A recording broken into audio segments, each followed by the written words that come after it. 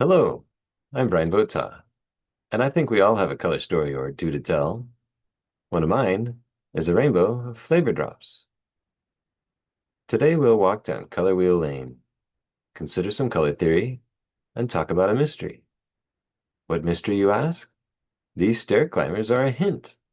Be thinking of how they relate to color wheels, and I'll loop back round and connect it all in the end. Red, yellow, and blue. Early on in my color story, I saw Rainbow War by Bob Rogers, an Oscar-nominated short artistically inspired by this color triptych topic.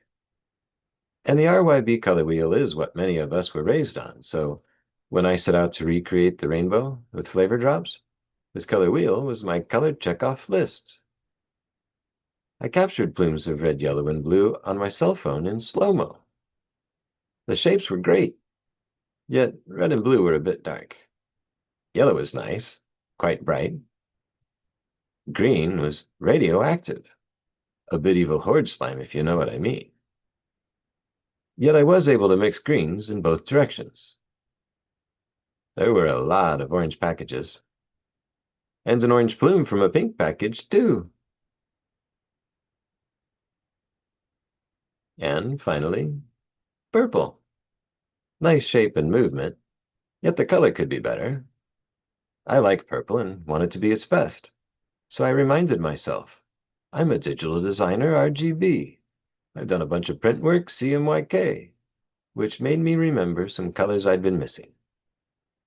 Cyan, the brighter blue. Magenta, the brighter red. And with these flavor drops, I was finally able to mix some decent purples of my own.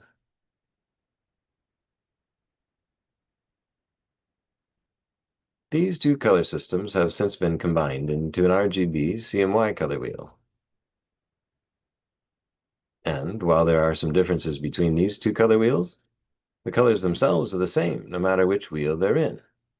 For instance, each hue has a unique wavelength, meaning each color has a different distance between its crests or troughs. Like standing on the beach, waiting for the next wave to crash in, reds are long, violets are blue, yet not all wavelengths are visible as a hue. For instance, infrared through radio waves are longer than red, so they're invisible, and yet they cook our food 2 ways and share our music.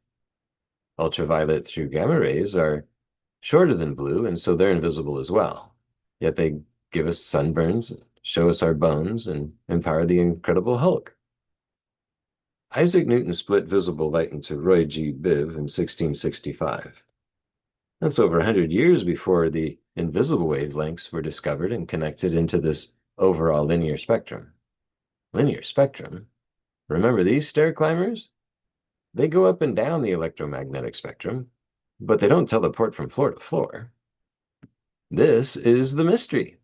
If reds and blues are going in opposite directions on the linear spectrum, how are we even using color wheels at all? Well, only most hues have their own wavelength. You may have noticed that I let a bit of a gap here between violet and red to show something surprising. Whatever we call this color between, it's purple on this spectrum or magenta on this spectrum, they're non-spectral, or it's an extra spectral color, meaning they don't have a single wavelength of their own. Magenta is a mix of blue and red melded in our minds. Purple is greater than the sum of its parts, and also it doesn't exist without both of its parts. MC Escher created an optical illusion that captures some of this idea. It's not a color wheel, it's a stair wheel. These stair climbers are climbing an impossible staircase.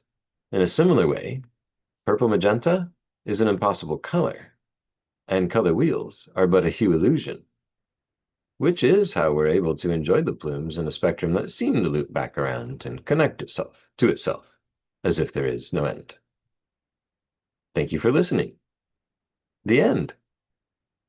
This has been a Rainbow of Flavor Drops with Brian Votaw.